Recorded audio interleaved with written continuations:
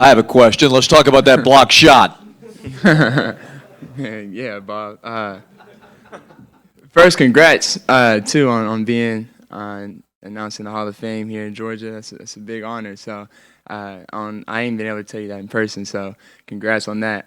Forget my block that I had that a lot of people like to forget that I do sometimes. So, but that was good too.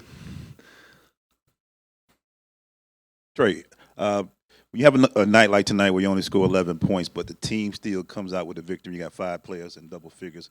What does that say about a team game and your team game overall tonight? Yeah, I mean, everybody was ready to play. Everybody really contributed, not just in points. Everybody contributed. I don't even think Dyson really scored that much, but you just felt his presence on the defensive end and things like that. And I mean, there's a lot of ways that you can win a game, and we just did it on the defensive end tonight.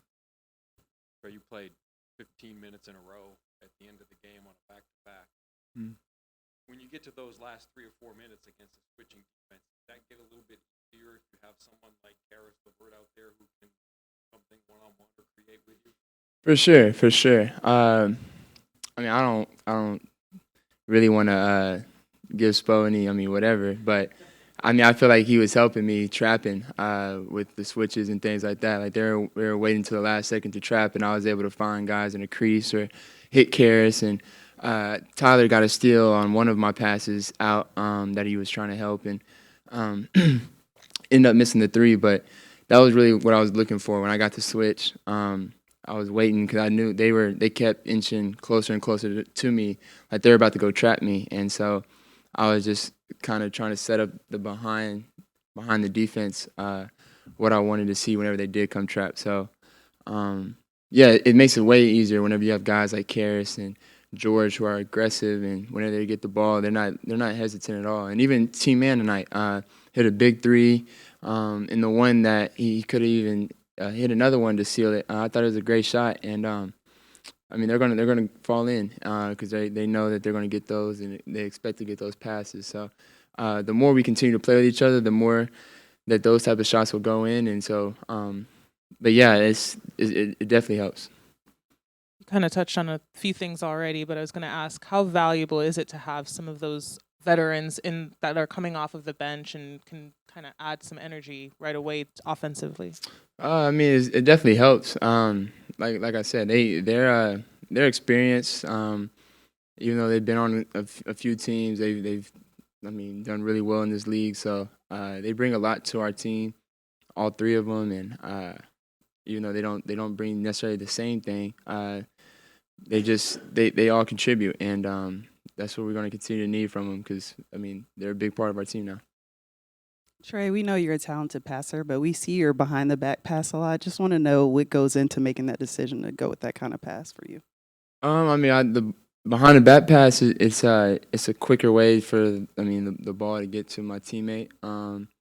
That's one reason, and then also just understanding that my man is on my hip, and then usually the guy who I'm passing to, his defender is in front of me. So instead of me picking it up and showing him that I'm passing it to him, I'm able to pass it behind my back. And I mean, I've worked on that growing up my whole life, so this is very routine now. You're a couple of weeks into it now, but what's it like playing with somebody like George who's as aggressive a pick and pop player as maybe you've played with in a few years? For sure, he's like a stretch four like bogey kind of, like where he lets it go. Like as soon as he catches it, he feels like it's going in, and everybody around him feels like every shot that he shoots on a three is going in. And I loved it. I mean, I think he took early in the game he took a transition three, and it didn't go in. But it's just those type of shots that are aggressive that make the defense think that every time you catch the ball, you're going to let it fly, and that ultimately helps him make shot face and get to the paint and then make drop-offs and things like that. So he's just a smart player. I mean, I've been a fan of him since he was at Iowa State and things like that. So, yeah, he's such a cerebral player. Trae, this is the first time the Hawks have held a team under 90 points since 2021. So it's been a little bit. How much, when you guys are playing that well defensively, does that help you guys out?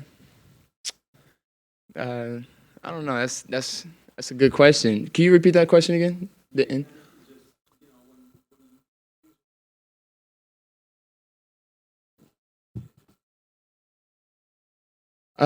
No, I mean that's a great question. I mean, to be honest with you, like I've always been a part of really, really good offenses, and the defense has been something that we've struggled with over the years. So to have a game like we did tonight, just shows the growth that we've made as a team.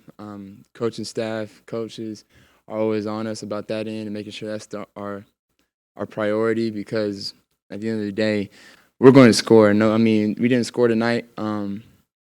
We didn't need to because of our defense, but we're going to score. You saw it last night. We just got to be able to get stops and find ways to get stops. And but yeah, it definitely shows the growth that our team has had and our mindset that we have on this team.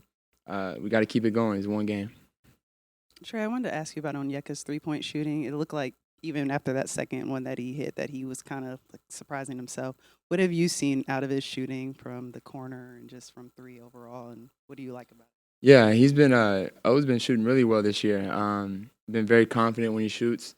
I think that's part of being a really good shooter, is having confidence. You look at the best shooters, they have the most confidence in their shot, and I think is just, you can tell he's worked on it in the summertime and things like that, and with Epe and some of the coaches that we have here. So you can tell he's very confident when he shoots it.